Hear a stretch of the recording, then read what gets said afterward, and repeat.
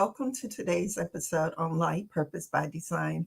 I am Sheila Mills, CEO of Life Purpose by Design, a coaching and consulting business.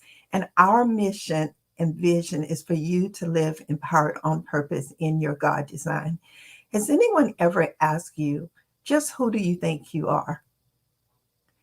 And I want you to think a minute about how did you respond? Did you respond with a statement of declaration, an affirmation, or did you respond with a statement of explanation? On today's episode, Unapologetically You, we're going to look at how do you live without making excuses, regrets, or apology for your God design. Welcome to our conversation, Unapologetically You.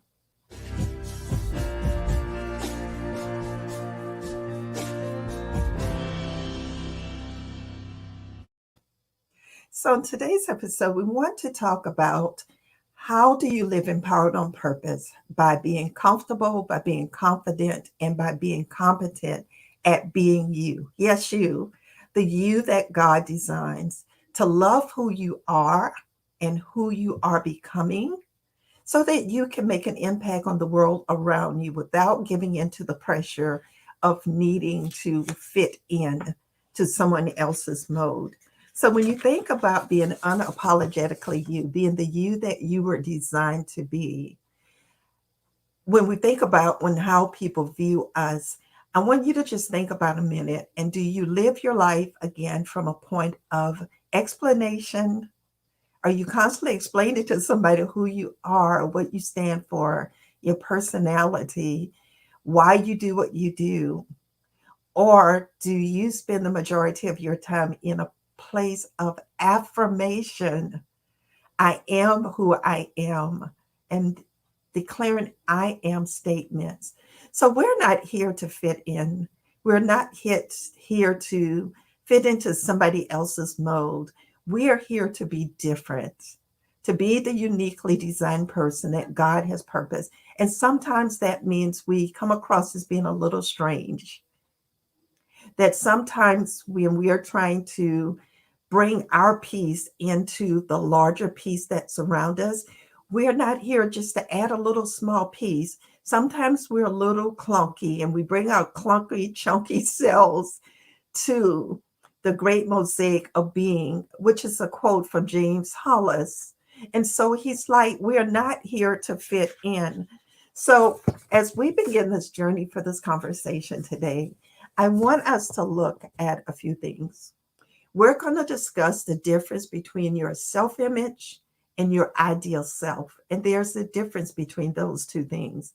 We're going to explore some practical, easy to adopt, easy to execute, and adoptable strategies that are universal to all of us, regardless of our purpose, so that we can live out our authentic purpose without the pressure of making excuses, having regrets, or making an apology for just being the real you. So, very importantly, when we're living that unapologetically you, we can share the impact of how living unapologetically can transform how others show up for themselves. And so, part of this conversation is to give you a better understanding and to share with you a personal journey that I had of showing up unapologetically so that others could learn to show up for themselves as themselves. So, when we think about unapologetically, what is it? What it's not. First of all, what it is taking uncompromising ownership of who you are, why you exist, and what you do. It's loving the real you as the best you evolves because every day we become a better version of ourselves. But we're not going to love and like and accept that one day us if we are not comfortable and confident with who we are today. That doesn't mean we like everything about ourselves and we are um, sacrificing from, I'm just going to settle here. I'm going to be mediocre. No. But as you evolve, as the best you evolve, is loving you right where you are. not being afraid to be honest with yourself and ask the hard questions. This is who I feel like God has purpose for me to be, but what is the life that I'm living? Why can't I be the person that I know that I was purposed and destined to be? Why do I keep doing the same thing over and over again when it's not reflective of who I am? Living unapologetically is sitting in the director's chair of your own life story. You're writing the script and you're directing the story under the guidance and the anointing and the leading of your personal relationship with Jesus Christ. Unapologetically you, what is this not? It's not adopting someone else's perceptions of who you are. It's not sitting there and allowing all of the different noises and the voices and the opinions who try to define who you are, what you should be doing. And it's not taking ownership of that. It's listening to all the noise, but deciphering what part of that belongs to me and what part of that does not belong to me. It's not playing small to fit into someone else's big picture. It's not being mediocre. It's not downsizing. If you have a big voice, it's not whispering. If you have a whispering voice, it's not having to shout and be loud. If you consider yourself an introvert, it's not having to show up as this artificial extrovert and vice versa. It's not playing along to get along. That's called compromise. So when we're living unapologetically, we're not playing along just to play along. We have to make some waves sometimes. We have to ruffle some feathers sometimes.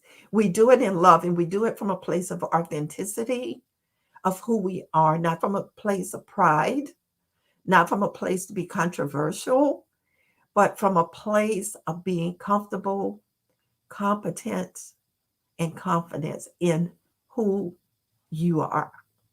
So it's not taking an unexcused absence from living on purpose. I say unexcused because God calls us to be bold, to be courageous, to not waver. So He has not given us permission to back down and play small. And so unapologetically is not giving yourself an unexcused absence from living out fully on purpose. So there are two driving perspectives that helps us thrive in living that unapologetically you, the best you, the evolving you. And the first of that is self-image. So when we think about self-image, it's that internalized mental picture that we have of ourselves, who we think of ourselves, who we are looking at the man in the mirror self. It's like a mental paintbrush. Who am I? What do I believe? Why do I feel what I feel about myself? It's the idea that one has about your abilities, your appearance, and your personality. So you've painted this picture of yourself, and that's what shows up in your day-to-day living. It impacts your decisions, it impacts how you interact with other people. It really shows up on how you show up. So there are four types of self-image in painting that picture: how you see yourself, how others see you, their perceptions, their opinions. What do they see you showing up as? How you perceive others seeing you. And there's a difference behind how others see you in reality that may or may not be voiced and how you think others may see you. Because sometimes we're thinking that somebody's thinking something that they're really not thinking. And how you perceive, you see yourself. So that comes with just spending some time with yourself, asking the hard questions, not looking at it on a surface level. This is a deep dive. Like, how do I really see myself? And all that's tied into your self image, your internalized mental picture that you have of yourself. So, some examples of self image, some of the strokes that we make with our mental paintbrushes. What kind of person I think I am, which is the essence of your self-image. So some of the examples for me, what kind of person I think that I am a real story of God's unfailing grace. I think that I am that person because I look at my life and I look at thriving and overcoming childhood trauma and adulthood trauma, or young adulthood trauma. And I see myself as someone who is a story of God's unfailing grace. What I think others may think about me, sometimes based on feedback that I get, Sheila is blessed with a good life in so many ways because they see the polished side. They don't all know the journey of how did I come to this place. Another example is I'm willing to stand up for what I believe. Others say she isn't afraid to take on the hard stuff to carry out the mission that she has for life. So, like one day, someone said that I was tenacious. I just think that I stand up for what I believed. I'm creatively gifted to write and to speak truth, God's truth. Others may say she used her words and voice to say what needs to be said. I am victorious. Others say she never quits. I am a work in progress for greater health and wellness. Others said, looking from the outside in, she's in great health and she's just the right size. I don't know what all this, you know, thinking about what she's eating, exercising, all this stuff is about. She's just the right size. But I know that I'm a work in progress. So let's talk about a growth plan. How do we paint the picture? How do we look at ourselves for where we are right now? And how do we evolve to the person that we want to perceive ourselves to be? So I want to put some tools in your hands so that when you pick up that mental paint brush, you can paint the picture that you want. You create the image in the mirror. So a few self-image growth plan strategies. Check the negativity at the door. Stop adopting and taking ownership of the put downs. Stop arguing with others' false perceptions of who you are and feeling like you have something to prove to them. Some people are never ever going to understand themselves, so you know that they'll never ever understand you. Trust your purpose.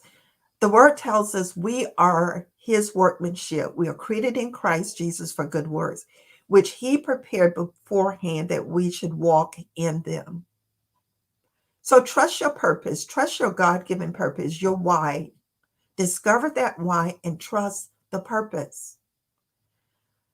Another growth step is own and speak your truth. I am who God says that I am. I'm not even who I sometimes reduce myself to be when I'm just taking random strokes of that paintbrush of my mental image of who I am. Start speaking. I am who God says that I am. Even if I don't think it right now, even if I don't see it and understand it, I am still who God says that I am. And he says, I'm fearfully and wonderfully made with the flaws, with the imperfections, with the ups and downs. I am who God says that I am. Speak and own your truth of how you can show up unapologetically as you. Stand up for yourself. Be on alert. Stand firm in the faith and act like it says men, women, be strong. Stand up for yourself. Don't allow someone to back you in a corner while they're trying to label you a certain way. You don't have to be aggressive. You don't have to be rude. You don't have to be disrespectful. You don't have to be confrontational. You just stand in the confidence of who you are and who you're becoming. So the second point of living unapologetically, so we move past the paintbrush of painting that picture mentally of who we say that we are to moving to the ideal self. And that's another driving factor for you to be able to thrive, to live unapologetically. That's the you that is evolving. Hadn't arrived yet, but you are evolving. You have a vision of who that person is that's evolving, who you are becoming. And becoming is our daily journey of becoming from, where we are to the greater purpose, the greater person that we were purposed to be. It's the way you would like to see yourself. If you could just, pull out a piece of paper and write down, this is who I would like to be. This is my ideal self, my evolved self, the person who has arrived, the higher qualities that you desire to embody, despite the awareness of your imperfections. Again, it's that declaration is, I'm not there yet, but this is who I am becoming. And you can take another step and say, this is who I will become. This is who, and you can even be bolder and say, this is who I am, because we're all a work in progress. You can declare today, this is who I am. I am courageous. I am patient. I am forgiving. I am confident. I am relentless on a purpose. I am wealthy. I am prosperous. It starts with seeing your future self today. So, a growth plan for your ideal self involves doing a little homework. First, give yourself a break. Again, you may not be where you want to be, but you can say by faith, with hope and expectancy and in anticipation, that I'm not where I should be, but I'm okay and I'm on my way. Give yourself a break. Stop beating up on yourself. Stop thinking that I wish I woulda, coulda. We are where we are, and let's start where we are today. Identify the positive about yourself. Maybe even now, jot down 3 things that you represent that you're very proud of. It could be something minor, it doesn't have to be something major. I took 10 steps today instead of taking 10,000 steps today. 3 positive things. Normally, I would have gotten angry about that, but today I held my peace. Normally, I would have had an opinion about that, but I decided to reflect and let it go. So, 3 things that you represent that you're proud of, and write those things down and put them someplace where you can remind yourself about the positive about you. Because everyone has a lot of negative things. So, why not be in the director's chair and write the positive things about yourself? Follow your heart. What is one thing that you can do that would ignite your soul fire? Something that would just set the blaze off, that would add that fuel to a fire that seems like it's going out. What is one thing that you can do? An example for me is to show up when I'm supposed to show up, to work on the goals that I know that I have set. I've written the vision to make the vision plain, and now I have to show up. And showing up ignites that fire in me.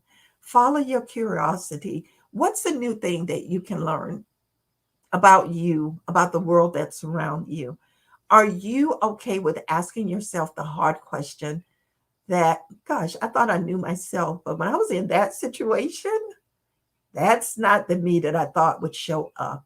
So, what is one new thing that you can learn about yourself? Is there a skill or a talent, something that you have had just hidden and smothering that, again, that you just need to bring up?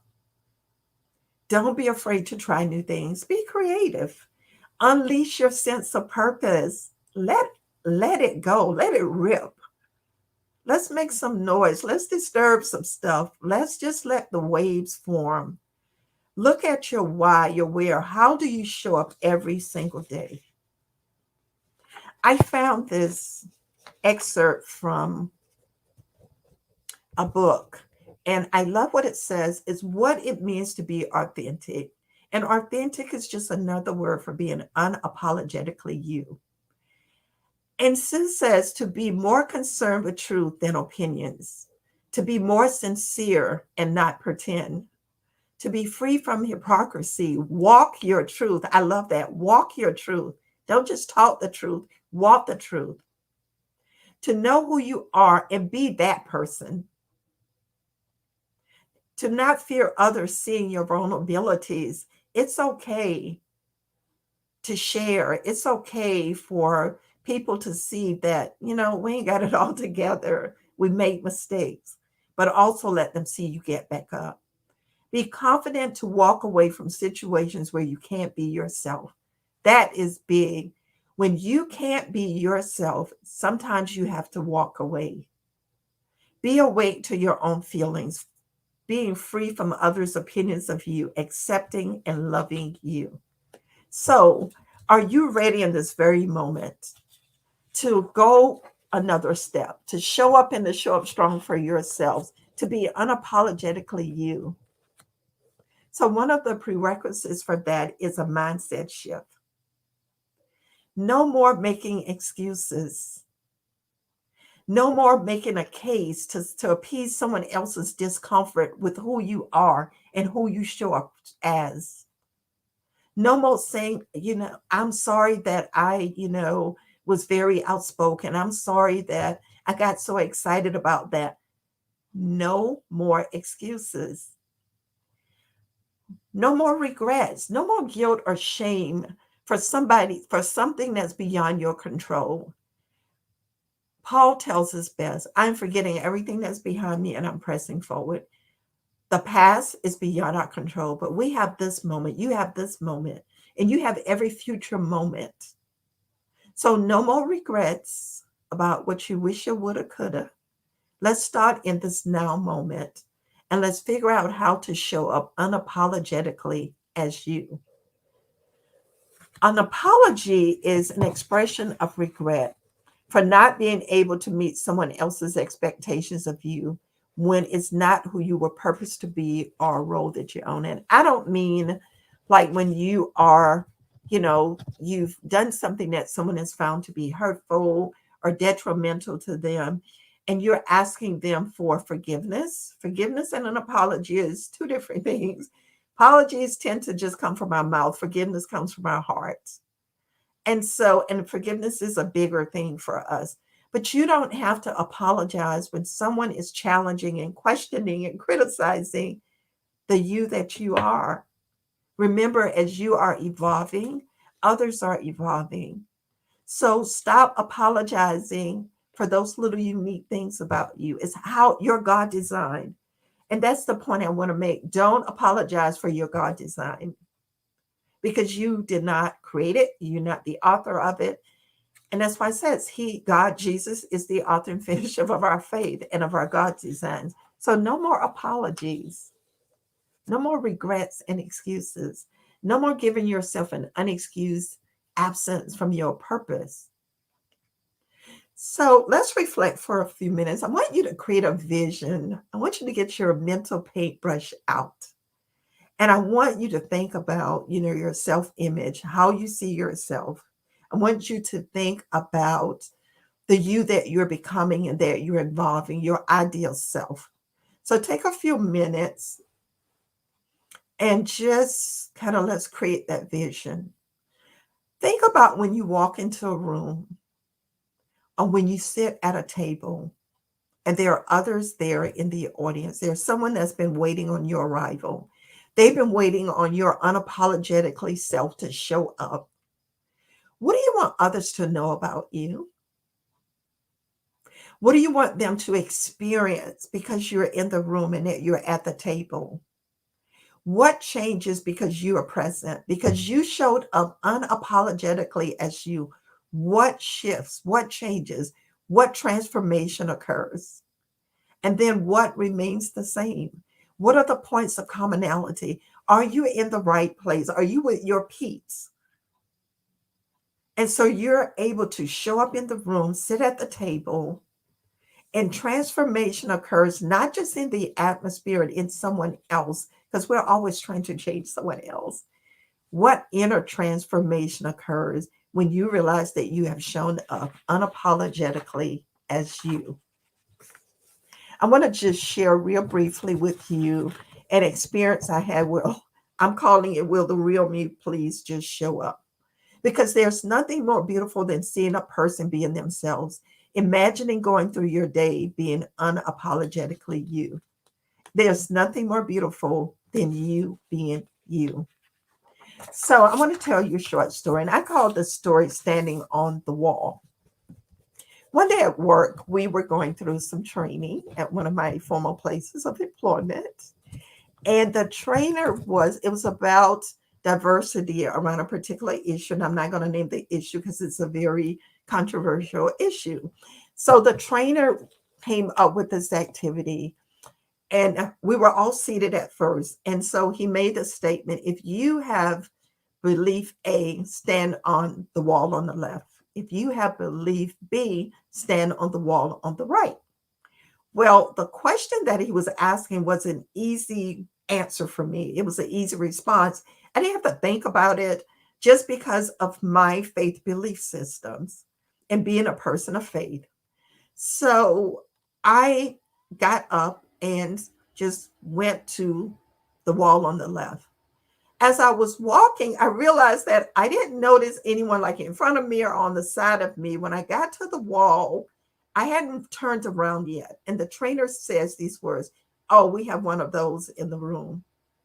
And he starts laughing. And I look around, I turn around, and I realize I'm the only person on the wall on the left.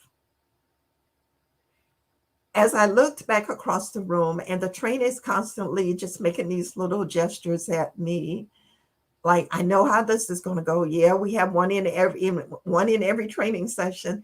I see there's a wall of about 50 people on the other wall. And then I noticed someone who I know shares my belief systems sitting in the middle, because he also gave us the option to be in the neutral zone. If you didn't care to identify yourself as standing for position A or B, you could be neutral, which was a safe zone. And I understand in the workplace, sometimes we have to create safe zones. We can't just express opinions about everything. So I had a choice to make that day. As he was telling jokes, some people were laughing, some people were not finding his comments towards me in the position I was taking as funny. I had a choice to make that day. I could be silent and let the gestures continue. I could surrender to the pressure and fear of being viewed as someone who was unloving, who was closed minded, who was being judgmental about the diversity issue that we were discussing. I could play it safe, and I could have just sat in my seat and remained neutral. That would be playing it safe. That would be not being unapologetically who I am and what I believe. So that was not the real me. So as I slowly walked across the room away from the crowded second wall and took my stand alone on the wall of my truth, my faith, and my purpose, he asked, "So why did you choose to be on the wall?" And before he said that, he said, "Okay, everyone, we're not going to be hard on her. We're not going to, take her down." And it was almost like as if, he felt like he needed to be a cheerleader between me and the folks that were on the other wall. The interesting thing was no one on the other wall was attacking. No one was gesturing. There was an initial first little laugh based on his comment, but only he was feeling apparently uncomfortable with being unapologetically who he was if he had to question my unapologetic self. So I held my head up high, and I just declared to him when he asked me why I was on the wall, my purpose for being on the wall. It was based on my truth, my faith, and my purpose. So lessons that I learned and that you can learn when you're daring to live without excuses or regrets or an apology, take actions that are aligned with your values, your mission, and your purpose. And even if you're the only person that's standing on the wall, and it wasn't really a right wall or wrong wall, it was the right wall for me. So find your right wall and stand on it. Accept the risk of ridicule, disapproval, or even rejection. It's okay. Speak your truth even when others fear speaking theirs. After the training, I asked the coworker why she remained neutral. And she said she feared how she would be viewed. She feared how her coworkers would respond to her if she responded from a place of faith, from her belief system. She felt like she needed to keep her belief and her faith belief systems out of the workplace and just stay in the safe zone. And that was her being who she needed to be in that moment. And that wasn't a wrong thing for her. It just was not the right thing for me. Always be inspired by compassion for elevating humanity to a purpose greater than where they find themselves. That was my reason for standing on the wall. Because the question related to whether or not God had the power, the authority, and the ability to help people transform their lives from where they are to where He has purposed them to be. And because I'm a living witness that certainly He does that, I couldn't be seated and say, oh, in this situation, God can do it, but not in this situation. So my stance for me was to elevate, to plant a seed of hope, a seed of expectation that we are all evolving. And wherever you find yourself today, and wherever each person in that room was finding themselves that day, that they did not have to remain stuck.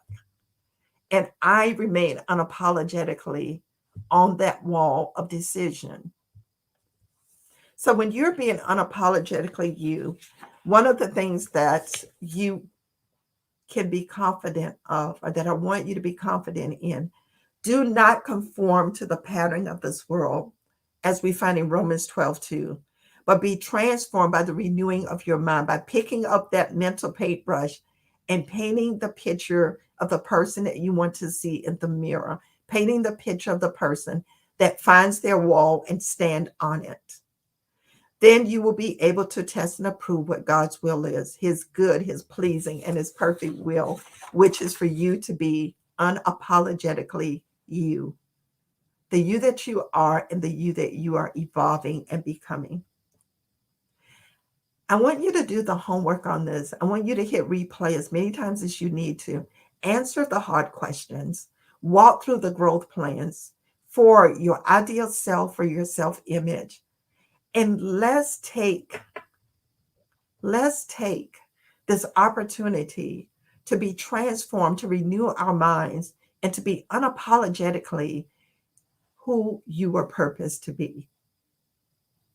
And if that's something that you are struggling with, that you want to take that next step, I just want to invite you to consider reaching out to me so that we can look at how do we map out your goals, your visions, and your life map to unapologetically living empowered on purpose. So feel free to contact me at Life Purpose by Design Consulting, where we offer speaking, life coaching, and training services.